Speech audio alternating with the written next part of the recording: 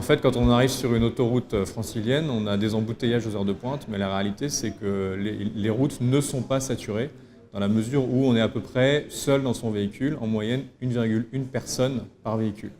Donc ça représente énormément de sièges libres.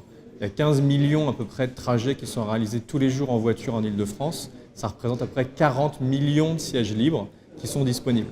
Alors la vision qu'on a chez Caros, c'est vraiment de transformer les voitures individuelles en réseau de transport collectif et on peut les mutualiser avec le réseau de transport, c'est-à-dire grâce à notre technologie, être capable d'aller capter ces sièges libres et les mettre à la disposition de passagers et de proposer des trajets complètement clés en main de A à B.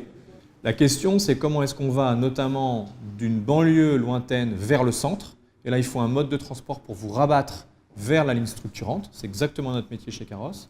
Ou comment je vais d'un point à point en périphérie, ce qu'on appelle les tangentes dans le milieu du transport collectif.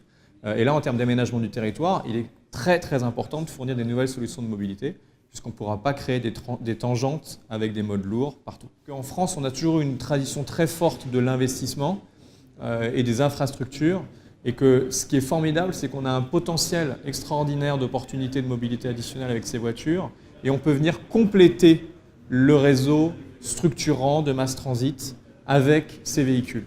Et donc l'objectif, c'est effectivement de capter les deux opportunités.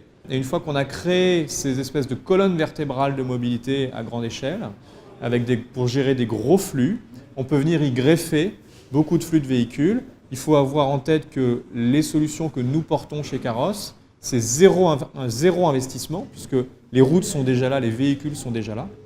Et ensuite, en coût de fonctionnement pour la collectivité, on va être entre 5 et 20 fois moins cher que du bus, et encore moins cher d'ailleurs que des modes très très lourds comme le train, dans ces zones peu denses. Et puis ensuite, comme chez Caros, on va plus loin grâce à ce qu'on appelle l'intermodalité, c'est-à-dire la combinaison covoiturage plus transport collectif. Avec ça, on crée tout simplement le réseau de transport le plus rapide d'une agglomération. Grâce à l'intermodalité, on peut aller de A à B avec un bout de covoiturage plus un bout de transport collectif. Et ça doit se faire entre guillemets sans couture, à l'intérieur soit d'un forfait, c'est ce qu'on fait déjà en Île-de-France. On a les trajets en carrosse inclus dans le forfait, soit à l'intérieur d'un ticket. C'est vraiment l'alignement du transport collectif et du covoiturage sur la même billettique. Les résultats sont sans appel. Chez Caros, nos utilisateurs économisent 24 minutes par trajet par rapport au transport en commun classique. Ça représente donc quasiment 50 minutes par jour de gain de qualité de vie, c'est absolument énorme.